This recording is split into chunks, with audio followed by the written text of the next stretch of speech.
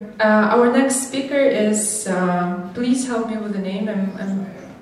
No? You will introduce yourself, thank you.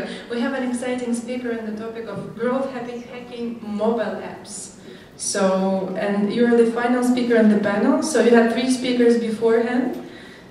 And it's always the challenge, you know, to come after the great presentations, but I'm sure you have great content to share with us. I hand you over the mic so that you can start. Hi, I think my keynote will be there in a moment. Yep, it is. Okay, so I'm Byron. I'm co-founder of App in the Air. It's a popular mobile travel app for frequent flyers. We're over 1 million users right now and on track to hit 3 million by the end of this year and hopefully 10 million next year. And I'm going to share some of the tips and tricks that we explored and found while we are growing our app. I think that if I can share one sentence that you should care about when you leave this presentation is that the most important thing in the mobile app is number of active users that you have. I mean, in business to customer market. The reason for this is that you can buy installs, you can buy downloads, you can make partnerships. But if users do not use your app, you have nothing. So with this introduction, I'll start sharing some of the things we have found. So yeah, App in the Air, we hit the featuring as a best new app in 120 countries worldwide. We were in top travel in the US and other countries. Just to give you a benchmark, it's about 30K downloads per day for you to have a higher ranking than Google Earth or Uber. So, and this was done with almost zero money spent on paid acquisition. So all of the things we achieved were achieved by the things I will share with you today and the things that I will not share with you in any other day. I think you get why. So, but the inspiration for this came when I read a post by the co-founder of Twitter and Medium on the active users, and I come up with a challenge or with a problem that I want to give you. So imagine you've got $1 million to invest, and you should decide between two products. The first product, these are graphs of the downloads per week and active users per week for 2 products. So please raise your hand if you want to invest in product number 1. Who is going to invest in product number 1? Okay, about, I think, 10 or 8%. What about product 2? Okay, around 90%. The problem is that all of those who said that they would like to invest in product 2 do not see a problem with the product 2. Any ideas what's the problem with product 2? So the download will go down, the active users will go down. Yeah, but why?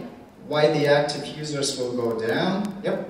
Because the past users which download, let's say past month's application, didn't use it again next month.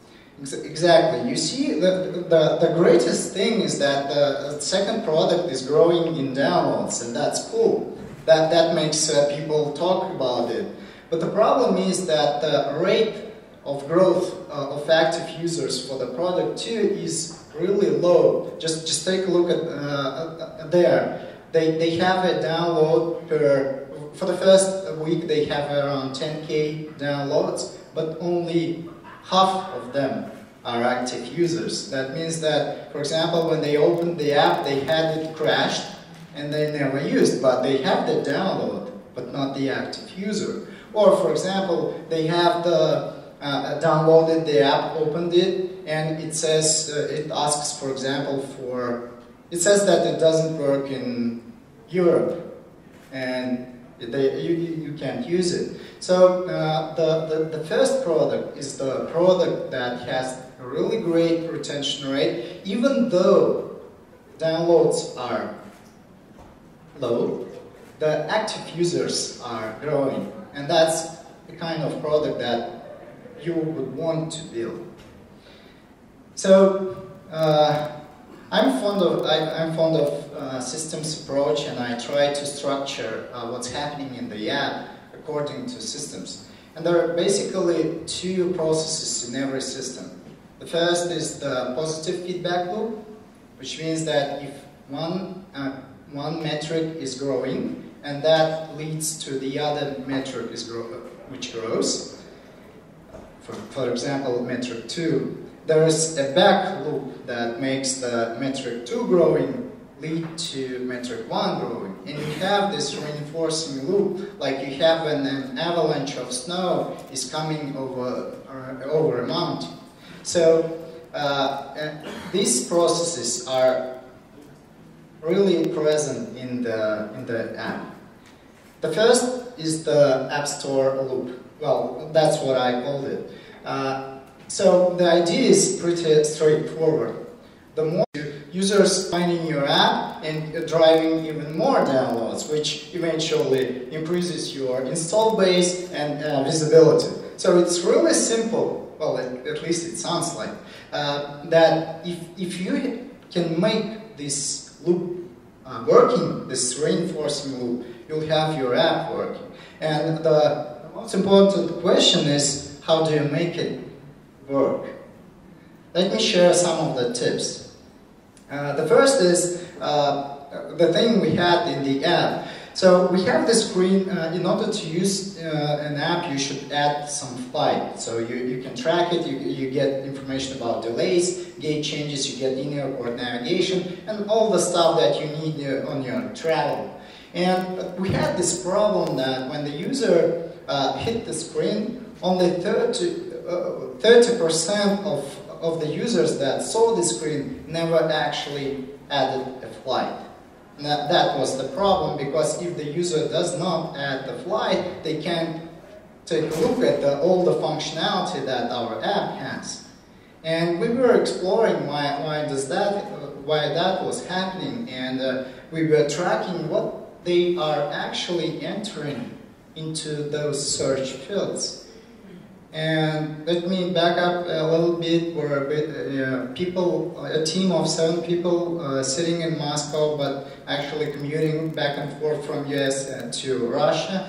And we think in English, but the problem is that some of our users are thinking in Russian. And can you imagine what they were entering in the search field for the departing airport? They were entering not Domodedovo in English, but rather in Russian. And the problem is that our dictionaries that we have for this autocomplete feature, they were not accepting. Well, we didn't have the translation to Russian, to French, to Spanish, to all the languages that were translated into. And we were just losing 30% of those who downloaded just because of that, just because we were thinking not like our users. Then we came up with this thing, and currently about 95 to 98% are successfully adding. That means that I just a really quick tweak made improved our metrics 30%, almost 30%. That's what I call growth hack. The other thing is App Store optimization, and this is one of the graphs that we had, and you see that we increased the visibility 2 times, and you know what was the change in the keywords that we used? It was really slight change. Initially we had the keywords were flights and airports. But the problem is that if we use the singular form, which is flight and airport, that makes more people find our app and actually eventually download. And this increased our visibility of our product 2 times. The reason I'm sharing this is to stretch the importance of the tracking your visibility in the App Store and testing all the things that are available. For example, you can, since App Store has only 100 characters for the keywords part, but if you use those keywords in the title, you don't need to duplicate them in the keyword, thus saving time and characters for other words. And this is why our app in the App Store sounds like App in the Air, Track, Flight Tracker, and Airport Guide. I'm using the keywords and I'm saving the space for the other keywords. The other thing we were doing is, sorry, wrong. Oops. Okay. So the things that improve the App Store visibility are actually keywords. Like I said, please don't enter spaces between the keywords because you lose characters, guys. So you need to localize, and this actually improves the download rates in a particular region around 2-3 times. And there are actually 7 recommended languages by Apple that you really need to translate your app into. And you should frequently update the app. I recommend at least once a month. So this this increases the retention because users are seeing the update, they are installing and they are opening, and what's new is there. And the other thing is that this impacts your positions in the store. Let's move on. The other thing, you know this guy? It's a VP of Apple, and you know which widget he shows in his keynote when they were launching the new iPad Air? It was App in the Air. You know which ad is this? Commercial, TV commercial of Apple iPad. Yeah, which was shown in 4 countries: US, Canada, UK, and France. And you see which app was featured in this commercial. So I ask you a question: how many apps you know that were featured by Apple in their TV commercial? I think only tens of them. So the reason I'm sharing is that if you use the latest technologies and priorities of the platform, you have a higher chance that you will be featured by this vendor. For example, if I know that tomorrow there will be a launch of Apple Watch, actually today, no, tomorrow, 24th. The moment I found out it, I started building an Apple Watch version of our app, and actually we released it 2 days ago, and let's see what we will have tomorrow. There's a chance that we will be featured. I don't know yet, but I know why I'm thinking about this, and I'm increasing these chances. So you should care about the priorities of the vendor and use the technologies that they are pushing to the market in your app that increases the chance of being featured. And just to give you an idea what featuring means, in 1 week, if you got featured as the best new app in US, you'll get 200K downloads. That translates actually to about $100K for free. $100K marketing for free from Apple, but you should care about their technologies and build a great product. There's another thing that impacts the App Store visibility, and it is actually the negative feedbacks. And we don't like negative feedback and negative reviews, but we know that this is an opportunity to first understand what's bad in your app, and the second is opportunity to contact. The Windows Phone actually has the opportunity to reply to the user and get in contact with the user. Like you see the first review that says after update works good, thanks for great support, and it's 5-star. But actually, initially it was a 1-star because the user experienced a problem we didn't know about. We contacted him, and that's it. The problem comes when you're talking about App Store. App Store does not have an ability to communicate with your users, but I know this little tricky thing that I used in chats. The nicknames that people use in different services are actually the same.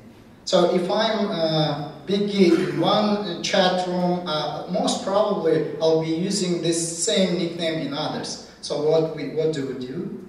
We just Google the name of the user and we find it, we contact him or her, and we try to understand what was wrong, and eventually we were able to convert that negative review to a positive one. And actually, this is our approach. First we Google by nickname, then there are actually users use naming conventions, like for example, the first letter of the first name and the end of the last name. For example, B. Anakov will be Byram Anakov. That's why we can use those. If we can't find it, we enter the country and we figured out that sometimes it helps to find that guy in eBay and contact him and eventually understand what was the problem. And this was funny. We found one guy in a dating app. Actually, he used this nickname as he used for the App Store to leave reviews. We contacted him and eventually we improved the app. These are tricks, but the philosophy behind that is that we try to really be personal with the user and understand what bothers him and improve and build on that. This is the first loop, actually. The second loop is the most popular one, but the thing that people sometimes forget is that you can't use that loop for some kind of apps. For example, imagine that this is a viral loop. The idea is pretty straightforward. The more users you have, the more you will have more users sharing a word about your app. The more users share the word about your app, the more non-users find out about the app and eventually install, thus driving the users who share. And so it sounds like it's really simple. You just need this loop to work. But the problem, you know where's the problem? The problem is between these things. The problem is that only 5% of your users are actually sharing and inviting others. The problem is that when you post a post to the Facebook, only 16% of your friends notice this post. This is algorithms of Facebook. But the problem is that you forgot to include a link in your post. Or for example, if you share to Instagram, links do not work there and you can't click them. So the click rate is really low. And all the things that you really do is try to make this loop work.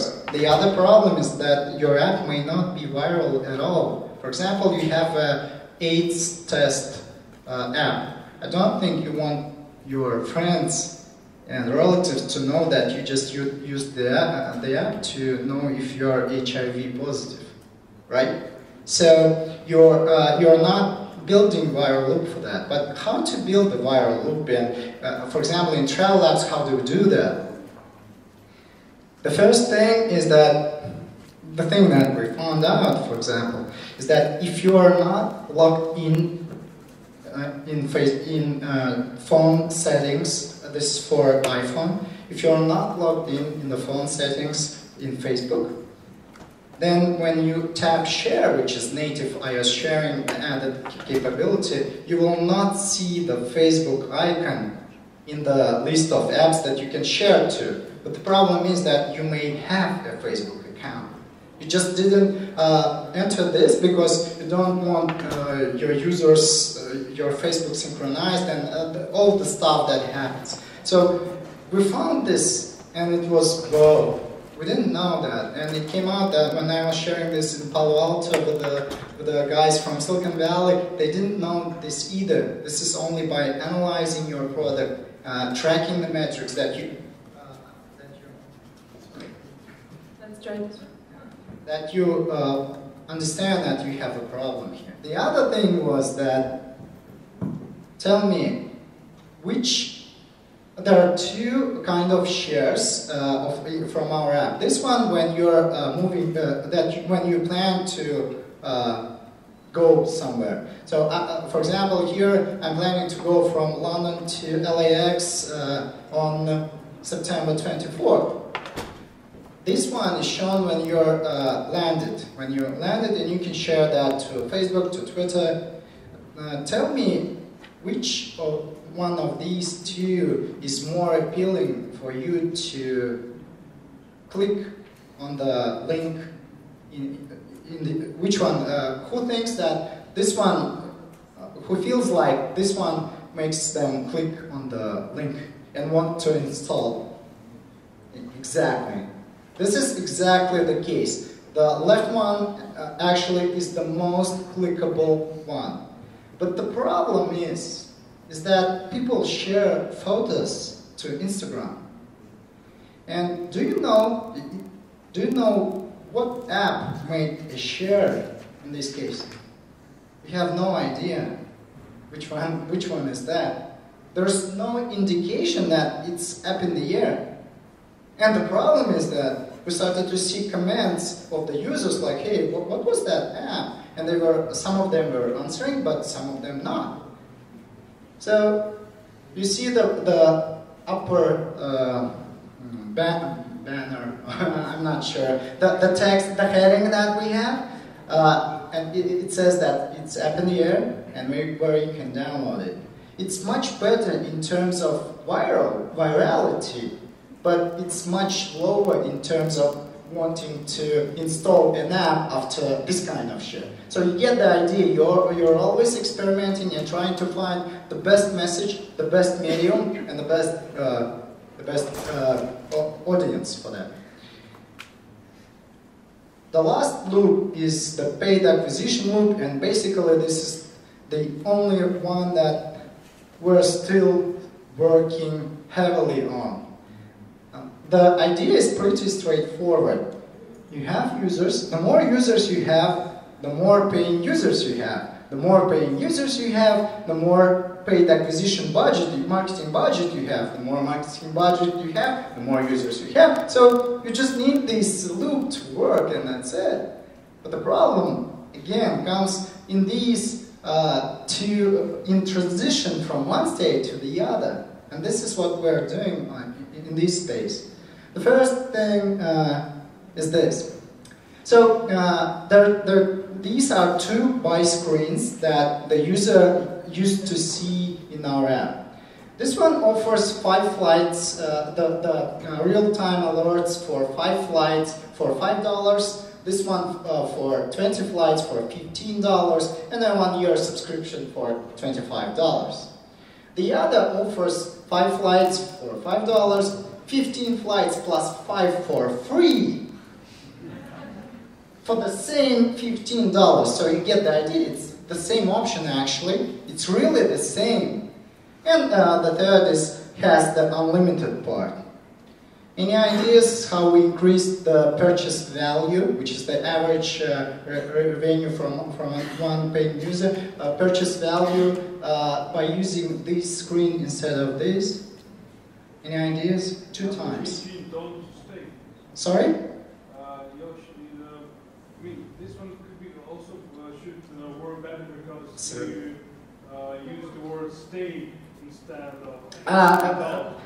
It's just my screenshot. I mean, the stay has these banners are looping. So the upper part was the same. You see that it has these circles. That means that you just they are looping. So the purchase value was 2 times higher just because I said that something is for free, and basically user does not need to make the math. Actually, So I know it sounds strange and actually funny, but the problem is that all of us developers are thinking like developers, and all of users are thinking like users. And the problem is if we do not have empathy for them, we don't get them, and we can't sell them. So slight change, 2 times purchase value. The other thing that we come up with is this. This needs an explanation. Actually, there was a time that we had this, we applied for a promo code thing, and if the user taps it, we ask for an email, and if the user enters the email, we send out a promo code for real-time alerts for 1 flight. This is good. And actually, we found out that the conversion rate of the user who used the promo code was 4 times higher than the conversion rate of other users. And we were sitting with our team and thinking about, well, okay, we know this thing, so what do we do with that? I mean, what do we do with that thing that those who apply for promo code, they are actually buying with a 4 times higher conversion rate? Exactly, we just gave this out for all of the users from start. And the average conversion rate eventually increased 3 times. Not 4, 3, and I think someone understands why, but in any case, you see, if you give the user to try out the premium features, there's a really high chance of that user eventually buying your product, and this was just a test that we came up with. So, to summarize, this is a little bit difficult, but those guys who know the system dynamics will get me. Those who don't try to understand the whole thing, but focus on that the whole system of growing a mobile app consists of 3 loops. The first is App Store visibility, the one I covered in the beginning, that makes the more installs you have, the higher visibility you have, the more downloads you have, the higher install base you have. This is the first loop. The second loop is a viral loop. The more users you have, the more of them are actually attracting new users by sharing the word about. And basically, paying users share, in our case, for example, share 3-4 times higher, the share rate is 3-4 times higher than the active users. But nonetheless, the second thing is that the more downloads you have, the more active users you have, the more active users you have, the more that you have users who share or invite, the more you have, the more downloads, and the highest visibility, and you have 2 loops working. And then comes the third loop. So the more users you have, the more paying users you have, the more income you have. The more income you have, the higher is your marketing budget, which allows you to purchase the downloads and drive the App Store loop and the viral loop. So the really important question that comes up to the beginning of my keynote here is, what is that one element that drives the whole system and make the whole system work? Any ideas? Huh? Sorry? No. What's the element in this system that is most important? When you remove that element or that part of the system, the whole system stops working. Not virality. Users, active users, and that's it. And you remember what I said, that if there's one sentence that I want you to remember after this keynote, is that you should care about active users, about retention and the onboarding of them. That's the message.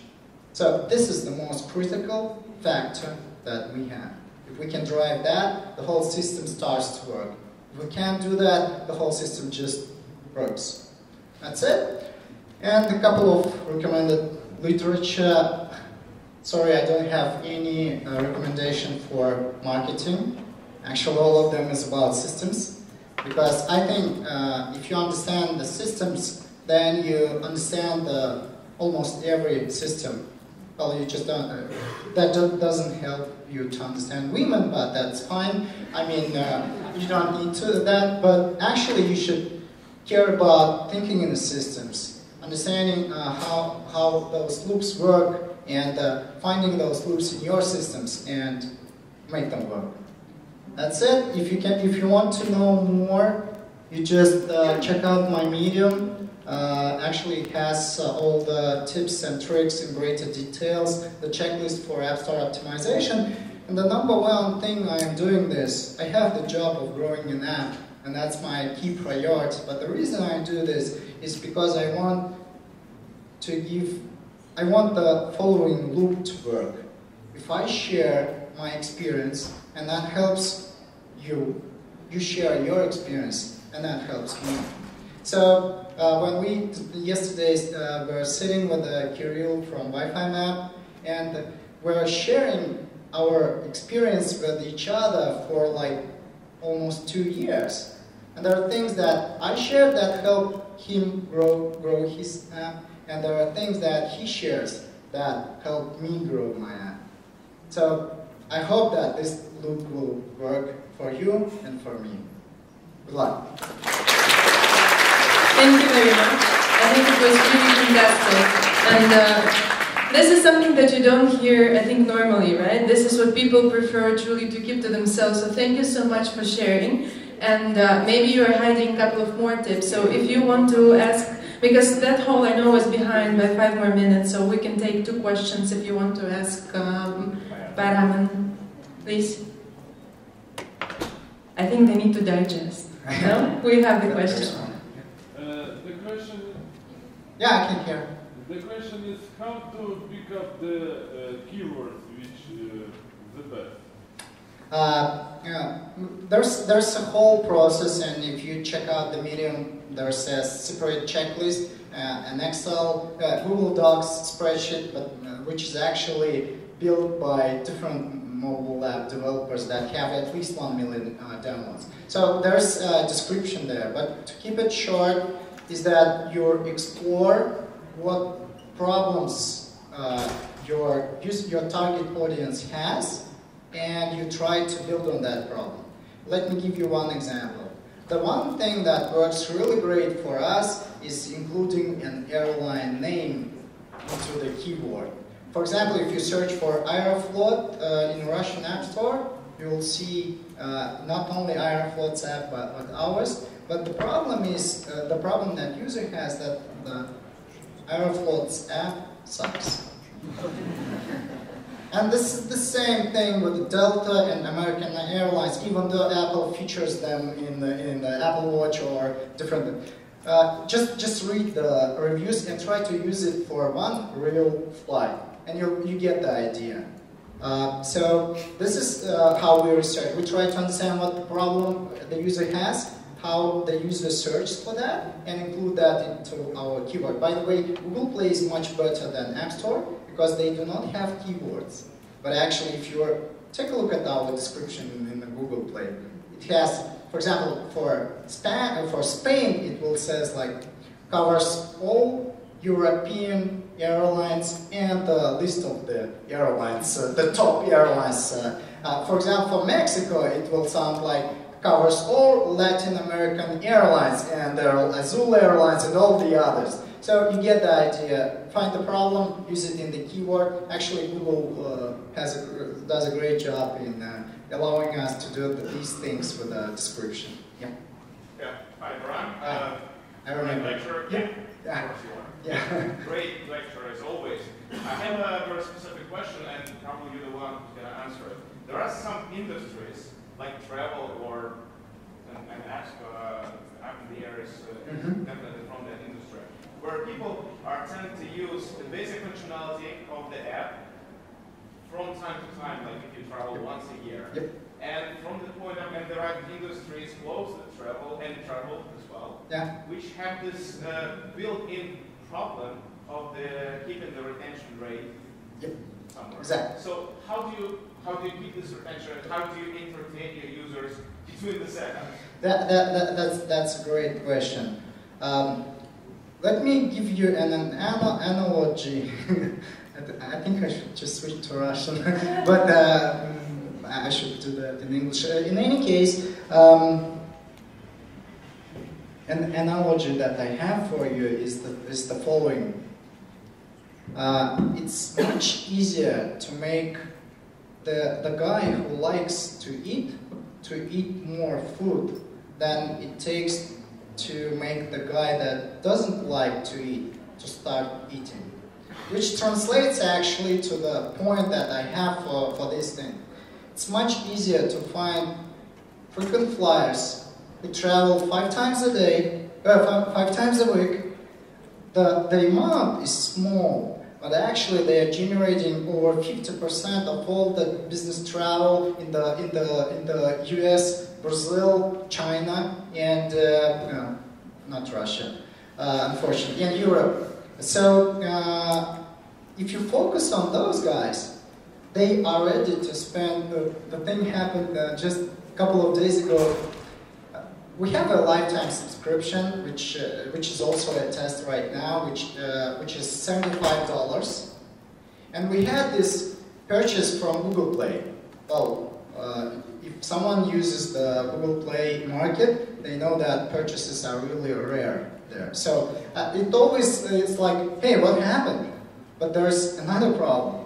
That purchase was from India, and actually average income per month in India is $75. It was like, whoa, I made someone hungry.